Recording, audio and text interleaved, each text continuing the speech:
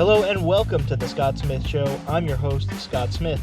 Coming to you on this Friday, April 2nd, 2021, we discuss vaccine passports, the House Bill H.R. 1, a Virginia teacher intent on teaching kids how to be racist, and a look at what happens when an actress doesn't want to put pronouns in her Twitter bio. But first, Jim Crow. You remember Jim Crow, right?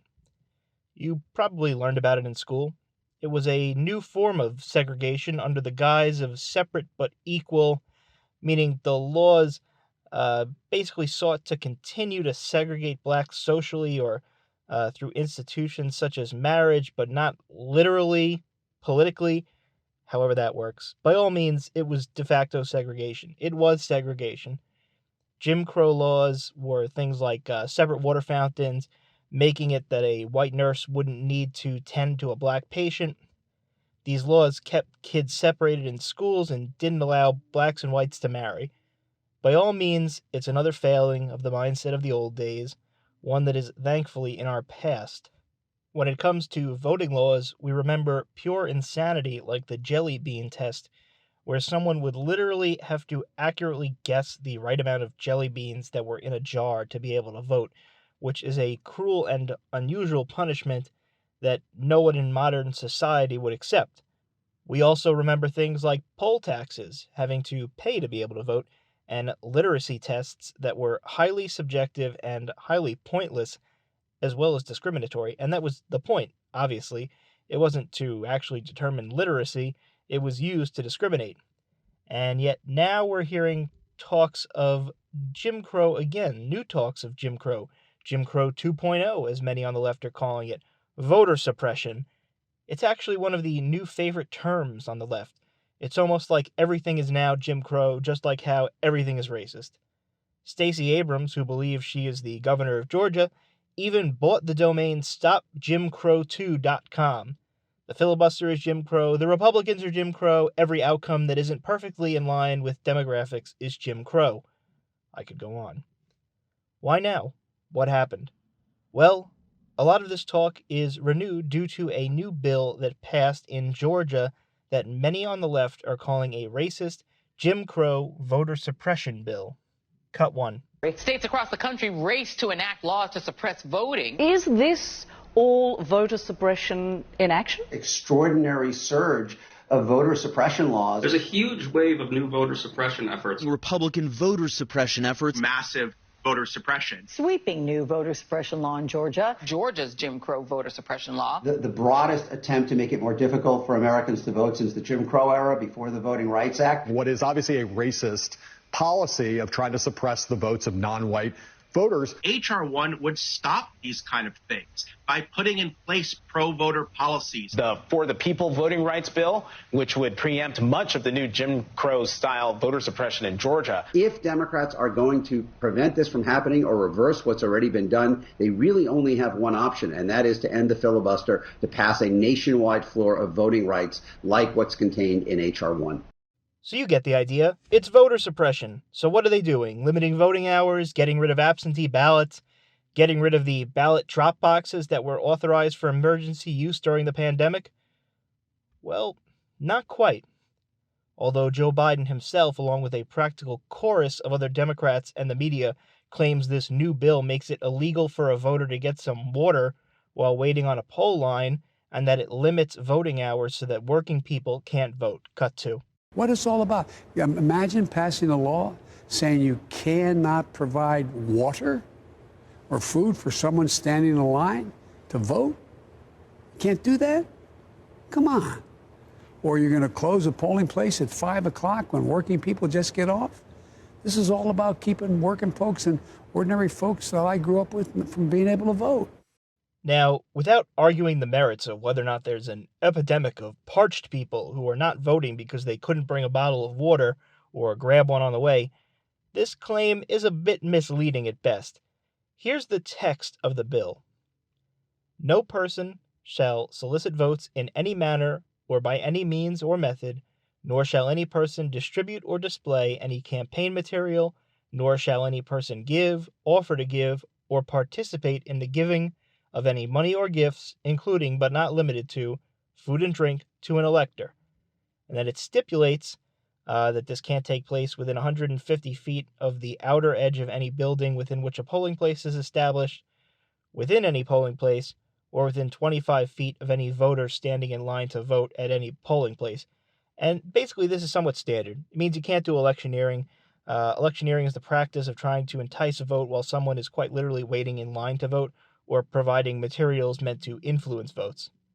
But just to make things clear, it then also says, this code section shall not be construed to prohibit a poll officer from, and I remove some stuff here, but I promise the integrity of the sentence is together, from making available self-service water from an unattended receptacle to an elector waiting in line to vote.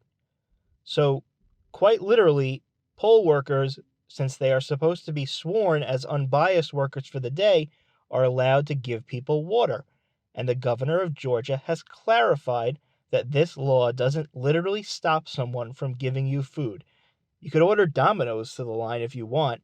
It says that you can't do this to solicit a vote or influence a person.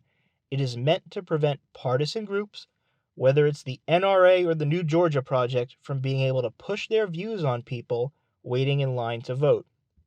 If a bunch of normal people just want to hand out some Poland Spring and not talk about voting, then as far as I personally read this law, that's fine. And if that happened and some people got together and they were just giving out, regular old water bottles and not talking about anything, and they got in trouble for that, well, I'd be the first to voice opposition, but I don't think that's what the point of this bill is. To be clear, to people on the left who don't get it, in a way that would make you agree with this bill would prevent people from a pro-Trump group handing out MAGA water bottles and asking people about how they might vote. Would you be okay with that? I think you would. I think you might be okay with that. As for the next part of Biden's lie, that this bill cuts off voting hours, making it harder for working people to vote, well, even the Washington Post had to admit that this was false, giving him 4 Pinocchios for his claim. And by the way, I just want to mention, it's actually hilarious how pissed off the Washington Post readers are on their website in the comments. They're like, oh my God, you just picked part of what he said that was false, and now you're giving the right wing this talking point that he lied about They're so mad that the Washington Post fact-checked Joe Biden. But anyway, the polls on Election Day are open from 7 a.m. to 7 p.m., and if you're in line by 7, you'll be able to vote. Here's a quote from that Washington Post article. However, the law did make some changes to early voting, but experts say the net effect was to expand the opportunities to vote for most Georgians, not limit them. You can criticize the bill for many things, but I don't think you can criticize it for reducing the hours you can vote, said University of Georgia political scientist Charles S. Bullock III. This law actually mandates a second Saturday of early voting and makes Sunday voting an option that counties can choose to take up. They mandate a minimum of 9 a.m. to 5 p.m. hours for early voting, but counties can expand that to a 7 a.m. to 7 p.m. time frame if they want to. They also go on to say that Biden's home state of Delaware didn't allow any in-person early voting in 2020, so if Biden's looking for a state with racist voter laws, he may wish to look at his own, since evidently not having tons of early voting is racist, although Delaware, in all fairness, did sign a law that will allow this to start in 2022. Now that we've addressed these two main things, let's talk about a few other parts of this bill that, in my opinion, expand voting rights. For one, it codifies no-excuse mail-in voting. That's right. The Republicans actually are making permanent no-excuse mail-in voting. Anyone of any age can choose to vote by mail. They just have slightly strengthened security around doing this. They did away with the signature matching so that ballots can't be challenged this way anymore. It's very simple now. Georgians put their state ID number on the mail-in ballot, and if it matches, it's good. Easy. This alone should make people stop complaining about these supposedly starving and parched voters waiting in line. You literally don't have to wait in line to vote if you don't want to anymore. You can just request an absentee mail-in for your own convenience. You don't need a better reason than that. By the way, they now have actually put the ballot drop boxes into law, and they didn't have to. They were only used because of the pandemic, so on top of in-person early voting, no excuse mail-in, and regular election day, you can also drop off in a drop box, and the left is calling it voter suppression because they have limited how many boxes you can have and the locations of them to more secure areas. This doesn't seem to me to be like a Jim Crow jelly bean test. And personally, I think this is an insult to anyone who ever lived through that real discrimination. Regardless, my last point about how they will use ID to verify votes brings up something the left has fought for quite some time, and against public opinion, I might add, voter ID laws. They think they're racist, they think they're Jim Crow, they think they're disenfranchising. They claim that somehow asking for ID will stop black people from being able to vote. Now, I don't know about you, but that sounds pretty racist to me. Where are these huge swaths of black people, or just people in general, that are managing to live their daily lives without an ID? Who are they? How are they managing to live in modern society without photo ID? You need ID to get into the DNC convention. And now the left-wingers like, going to the DNC convention isn't a right. I get it. Voting is a right. But we can do just the bare minimum, if that's okay with you, to protect the integrity of the vote, considering that we have over 20 million illegal aliens in this country. Would that be okay with you? Would it? And just to be clear, the left wants to mandate that you show your vaccine papers to participate in normal society, but yet somehow voter ID laws are racist. Worth noting, getting state ID is free in Georgia. It's not even worth going into this deeply because it's such nonsense that it's not worth dignifying. But I would add this, okay? Let's say you're right, and there's a ton of people out there that don't have ID that would be disenfranchised, and for some reason, they're majority black. Not that it really matters what color they are. Wouldn't the compassionate thing to do be to help them get ID? An ID drive, if you want to call it that. Programs to get people a free ID. I'd support that. I'd support legislation that makes it such that states should have to provide ID for free to anyone that meets the requirements. Democrats just scream racism, somehow suggesting black people are unable to get basic ID, and then they just end it there. I want to actually solve the problem.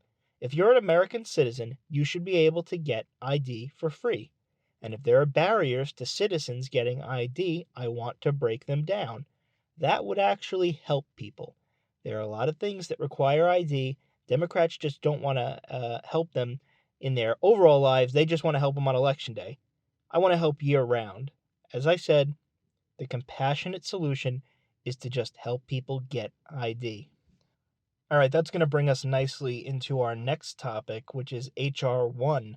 H.R. 1 is the Democratic bill introduced actually in the beginning of the 2019 session of Congress, just to get an idea of where the mind is at of Democrats.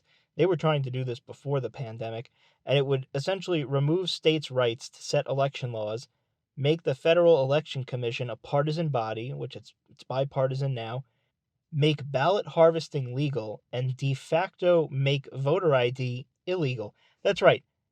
It would essentially make voter ID illegal. And that's the big one. So technically, it doesn't literally make voter ID illegal, but what it would allow for as mandatory is a sworn statement that you can write that says, yeah, I promise I am who I say I am. And that's acceptable for ID for them. Just, yep, it's me, I promise. And then you go ahead and go vote. Now, combine that with the mandated same-day registration where verification is next to impossible. So now you can have a situation where a person walks to a precinct, they want to same-day register to vote, and vote. They don't have ID. They write on a piece of paper, okay, I promise I am who I say I am, and they go vote. And then they go and walk to the next precinct and say, hi, I'd like to register to vote and vote. So they say, yes, I promise I am who I say I am. And they vote. And this can go on and on and on. Automatic registration makes it possible for people who are not eligible to vote to wind up on the voter rolls. But why do Democrats want to make voter ID illegal? 72% of Americans, per an AP poll, they want it. They think that we should have voter ID. A UGA AJC poll says 75% of Georgia voters want it. And if you recall, the left used the quote-unquote huge support for the American Rescue Act to pass their $1.9 trillion plan. They said it's what the people wanted. But now, when they get confronted with numbers that say the overwhelming majority of the country wants voter ID laws, they're like, no, we can't possibly do what the majority of the country wants. 75% isn't a big enough majority. Why are they so opposed to something that people want? Now, I'm going to float a scenario by you here. Democrats have promised free health care to illegal immigrants. They have. You can look it up. Now, let's say an illegal immigrant hears that, and they now know that thanks to the Democrats' voting reform bill, as they would call it, that they can just walk into a precinct and say, hello, I promise I am who I say I am. I'd like to register to vote and vote. Now, Democrats would say that this is unlikely, but this is a part of their platform. Offer free stuff to people, and free stuff to people who are here illegally, and if you want the free stuff to keep coming, you got to keep voting for us. It's about creating a dependency state. I don't know about you, but I think that if someone promised me free healthcare and I was here illegally, and I knew that our voting laws were so relaxed that I could just walk in and be like, yeah, hi, my name is American Citizen. I would like to register to vote and vote. I might just go ahead and just try to do it. Now, believe it or not, this bill makes it illegal to prosecute someone if they are not a citizen and they got auto-registered. Now, it makes sense that it's not their fault, right? They got auto-registered because the Democrats want to auto-register everyone, and they didn't ask for it, then they shouldn't get prosecuted. But it just proves the Republican point that this is a likely scenario if they thought enough about it to put it in there. Because you'll ask them, be like, oh no, illegal aliens won't wind up on the voter rolls. This won't happen. And then at the same time, they're like, oh, but we put something in the bill where you can't prosecute an illegal alien who winds up on the voter roll automatically. So you kind of gave it away there. It very clearly is likely enough that you thought to put it in the bill. All right, now, H.R. 1 also makes the FEC, which is the Federal Election Commission, a partisan body. It's bipartisan now. The president appoints 6 people. 3 cannot be of the same party as the president. So you need real consensus to do anything. This law would make that 5 and 2. So the president appoints 5, and only 2 cannot be of the same party, which means the president can assign a majority of the same party. It strikes all language requiring 4 members needed to make a decision. It changes it to just a simple majority. They also want to remove the Trump appointees, so the bill actually, this is in the law, would end all terms early on December 31st, 2021, allowing Biden to nominate a new Democrat majority. This is an obvious power grab. Go from 6 people with 4 votes needed to do things, meaning, you actually had to have bipartisan consensus. You couldn't just do stuff on a party line, to 5 people with 3 needed. And, oh, by the way, the president can nominate 3 people of the same party. Oh, and by the way, we're going to get rid of all the current people so we can get a new Democratic majority in there right now. Now, should the federal commission in charge of elections really be partisan? Do you think that that really would inspire faith? I don't want it to be partisan no matter who is in power. I really don't. Whether it's a Republican or a Democrat in office, I think that the current structure, keeping it split so that the only way things can happen is if there is actual consensus on what is right, is the best and most fair way to do this.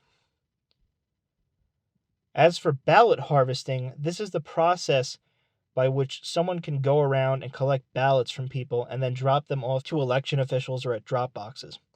This sounds fine until you realize the inherent security issues of another person having tons of ballots. Maybe a Democrat operative collects ballots to help old people who can't get to the polls in a red area, tosses half of them or something like that. Maybe it happens the other way around. Maybe a Republican operative goes and volunteers to help collect ballots in a predominantly blue area, and he just decides, yeah, I'm just going to toss these all in the trash on the way there. The possibilities for fraud with this are endless, and there's really no need for it. There's no need, especially not with mail-in voting, all the different opportunities, early, mail-in, election day. There is zero need for someone to be able to collect hundreds of ballots and have them have time alone with them. By the way, H.R. 1, it also mandates that people be allowed to request a no-excuse mail-in ballot with those lax ID requirements, amongst other things. So maybe you can get Republicans on board with some election reform if you just allow voter ID. But they won't do this for no appreciably good reason and against public desire. Again, 75% of Georgia voters, 72% of Americans want voter ID. They think it's a common sense, obvious thing to do. And you would think that they would just do this since it's Republicans' number one complaint. It would really dismantle Republican arguments against most other things if they would just allow for voter ID. But they don't want to give this up. As usual, the Democrats are calling this civil rights legislation, and they tout that opposition to the bill is racist, Jim Crow, blah, blah, blah. It's all the same. We've heard it a million times. Everything I do is virtuous. Everything you do is racist. Moving on to another part of H.R. 1, let's listen to Nancy Pelosi, cut 3. So what we are doing in this fight that we're engaged in is to empower the people. This is called the For the People bill. And in doing so, we combat big, dark, special interest money in politics and amplify the voice of the American people.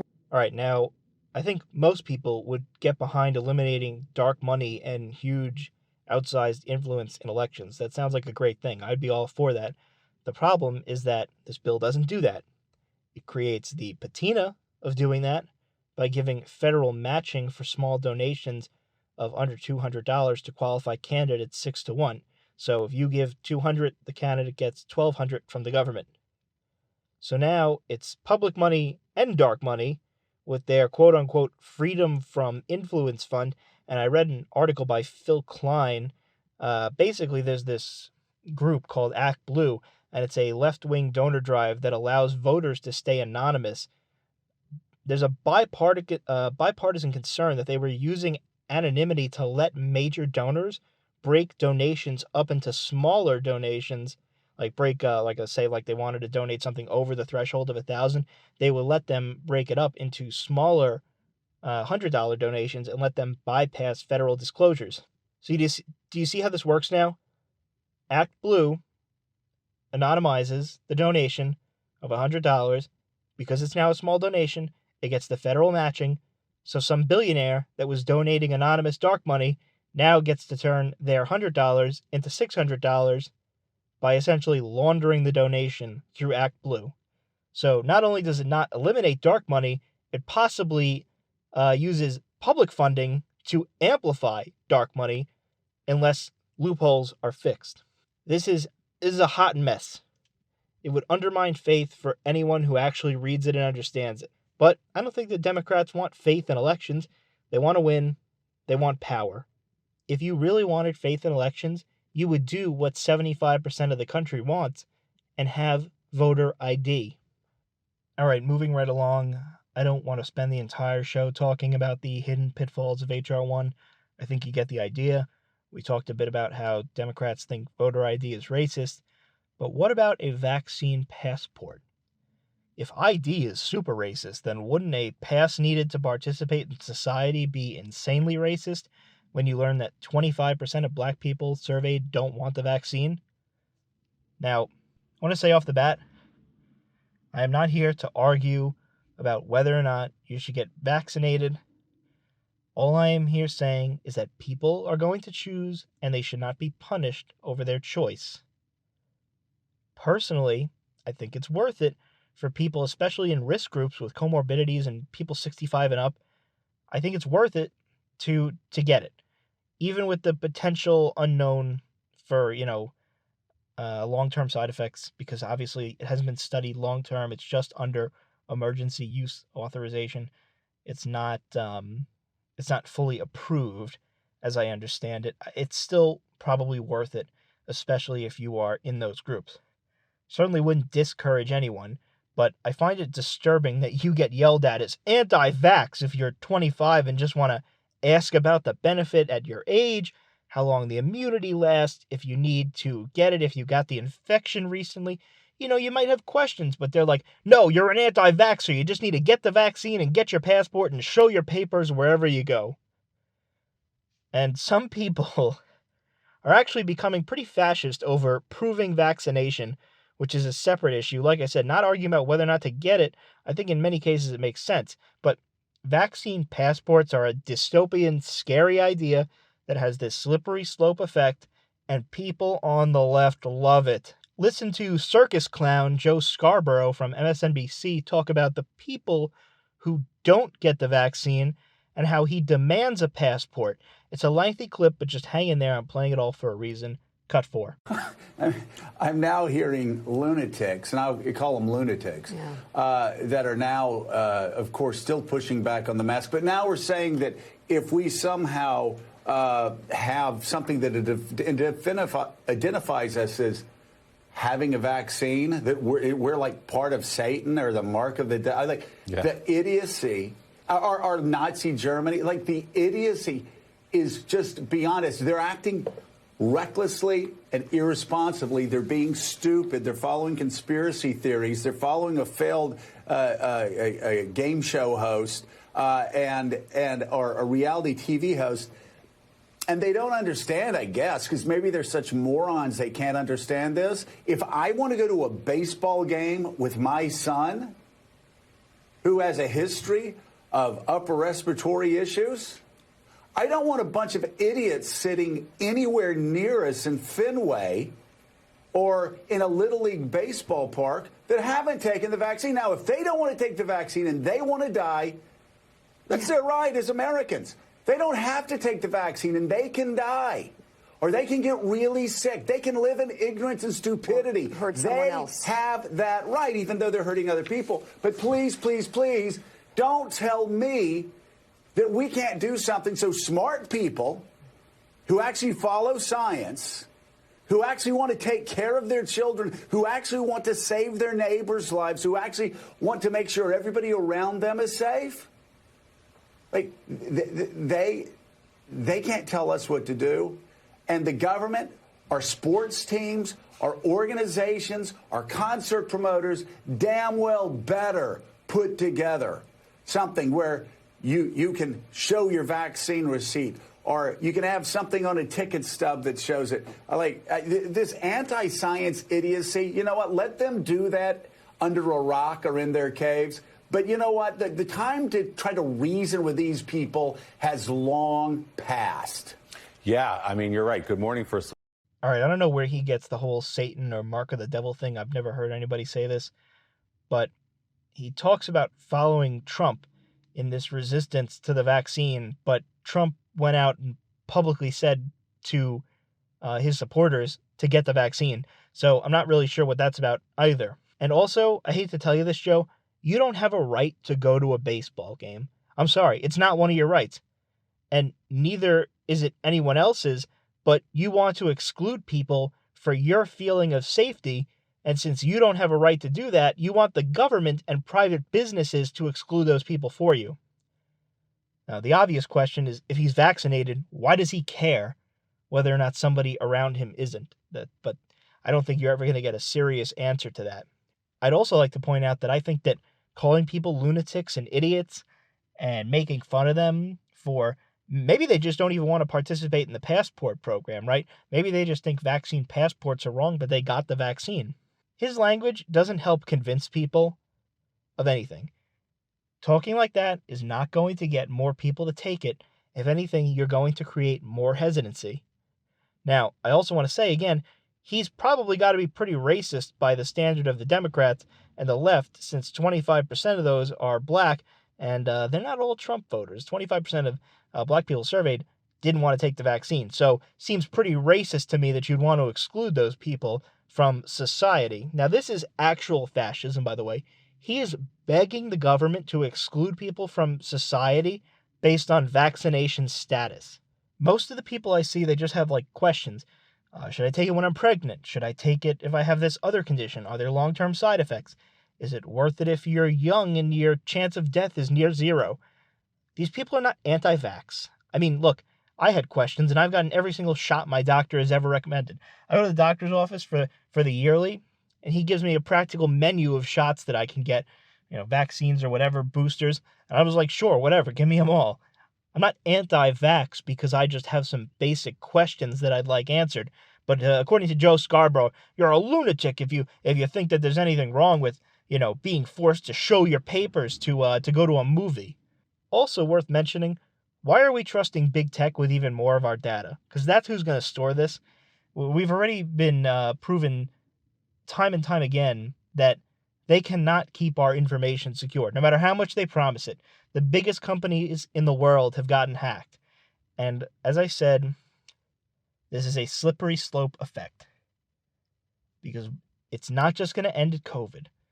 It'll become everything. It'll be like the social credit system in China, where did you do all the things that the government said were the good thing to do? Well, if you did, your social credit score goes up, you can participate in life. And I'm sure that they'll find plenty of other nice little things to add to this. So it's a slippery slope. I think we'd rather not go down it. All right, moving on from one piece of insanity right into another. Loudoun County, Virginia. It seems like this place is making a lot of news.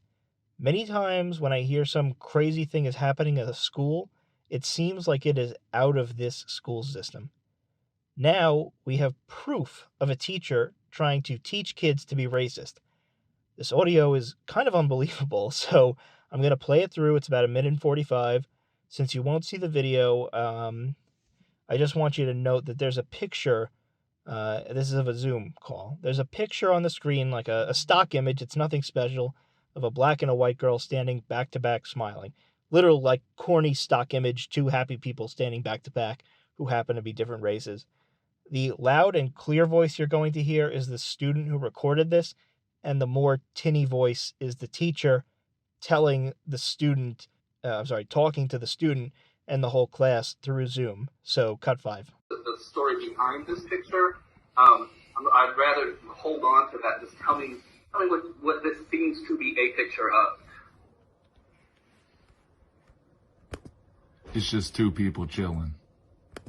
Right, just two people. There's nothing more to this picture?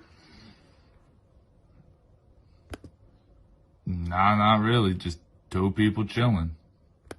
I don't believe that you believe that. I don't believe that you look at this as just two people. I don't think Truly you is can look just at two this as people, just though, two is people. it not? Yeah, but I think you're being intentionally coy about what this is a picture of. What would I be being coy about? It's two people standing back to back in a picture. Yeah, and that's all you see is two people. I'm confused on what you would like me to speak on in that I sense. don't think you are. I don't know why you do this. I'm not trying to call you out, but you come out off of mute to talk about what this is a picture of, and you act as if there's nothing noticeable about this apart from the fact that they're two people. Well, I'm confused. Are you trying to get me to say that there are two different races in this picture? Yes, is that I what am you asking want you me to to say say? that. Well, at the end of the day, wouldn't that just be feeding into the problem of looking at race instead of just acknowledging them as two normal people? No, it's not, because you can't look at the people and not acknowledge that there are racial differences, right? But if we're let's say if we're looking for equality within all this, then why would we need to point out things such as that? Because those differences are real things. You can't. First, what a guy. Just two people chilling. If this doesn't disgust you, you might be beyond help. Think about that just for a second. This is teaching racism. This kid is saying, I just see two people. And the teacher's like, no, that can't be possible. You can't possibly just see two people in this normal photo of two people. And then the teacher's like so smug about it, like, act as if you notice nothing but two people. The teacher is teaching the students to see differences that are quite literally only the color of skin.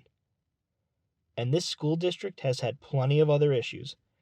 So this was reported by the Daily Wire, and I quote, "Realizing that many schools continue to celebrate Read Across America Day in partial recognition of Dr. Seuss's birthday, it is important for us to be cognizant of research that may challenge our practice in this regard," Loudoun County Schools said in an announcement as reported by the Daily Wire. "As we become more culturally responsive and racially conscious, all building leaders should know that in recent years there has been research revealing racial undertones in the books written and the illustrations drawn by Dr. Seuss." Just want to point something out. If it took professional research to find the racial undertones, maybe you were just looking a bit too hard, and even still, I would doubt that kids would recognize them. I promise. A leftist research group or research funded by leftists, they can find a racial undertone in anything. There are studies that are talking about racist roadways now, so I'm sure you can find it. The Daily Wire also reports that there is a group that asks for teachers to be dismissed, meaning fired, if they criticize the district's equity training inspired by critical race theory. Here's that statement. "I was disheartened to see so much hate and vitriol centered around something that is meant to bring about inclusiveness and equity. While much of the pushback came from parents and other community members," meaning this person is acknowledging that people in the community and parents don't want this, "from what I understand, there was also a great deal of negative feedback from LCPS teachers. That simply cannot and should not be tolerated by anyone employed by LCPS.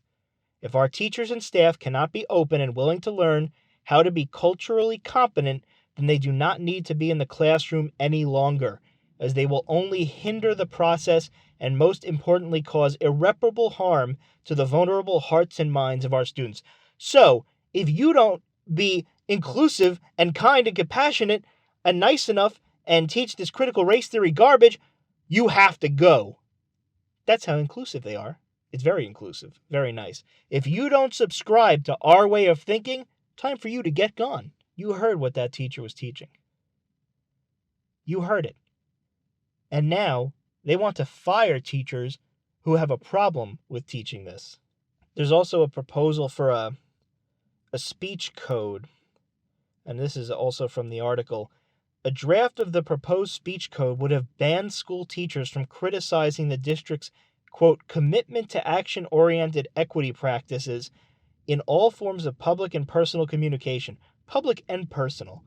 The speech code was hidden inside of a professional conduct policy proposal, which would have prohibited behavior that undermines, quote, the views, positions, goals, policies, or public statements of the Loudoun County School Board or its superintendent. So now it's, you can't criticize it or you get fired, and you can't even privately speak poorly about what we're doing, or you can also get fired. We literally are going to control your speech. And considering that public school system is a government institution, this is so blatantly unconstitutional because a lot of people like to argue, oh, the First Amendment doesn't mean you can say anything you want. Well, if you're employed by the government, it actually does mean that. A lot of people forget that. If you're a government employee, you are the most protected under the First Amendment. The Daily Wire also reported that Loudoun County Public Schools has spent $422,500 in taxpayer money between 2018 and 2020 on equity consultants and diversity training inspired by critical race theory, which claims racism is inherent in nearly every aspect of America. Amazingly, members of the school board were also members of a group called Anti-Racist Parents of Loudoun County on Facebook, where the members of this Facebook group were trying to organize attacks against anyone who spoke out about critical race theory indoctrination being taught in the school system. They were literally trying to dox and hack parents who oppose this. So this just goes to show you how phony this all is. They want to literally destroy your life if you do not agree with them. This is an absolute cancer on American society.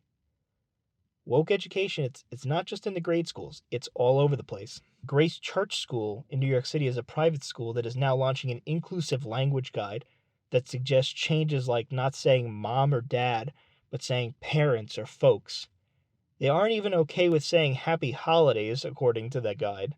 There are other schools that have trans education programs being taught to 5th graders. In Buffalo public schools, kids are being taught the, quote, Black Lives Matter Week of Action, which includes lessons in being trans-affirming and globalism. They state they will do the work to dismantle cisgender privilege and, quote, disrupt the Western prescribed nuclear family structure requirement. I think that last line is a good place to culminate the discussion on education. Here they are, basically admitting to wanting to teach young children about disrupting the Western nuclear family. What is the nuclear family? Put simply, it means a 2-parent household with a child or children. Why would they want to disrupt this?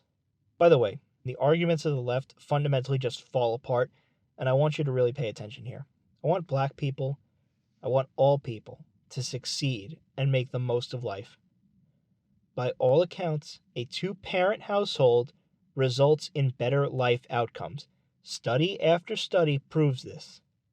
The U.S. Census shows that black children under 18 are more than twice as likely to live with a single mother than a white child. This is a crisis.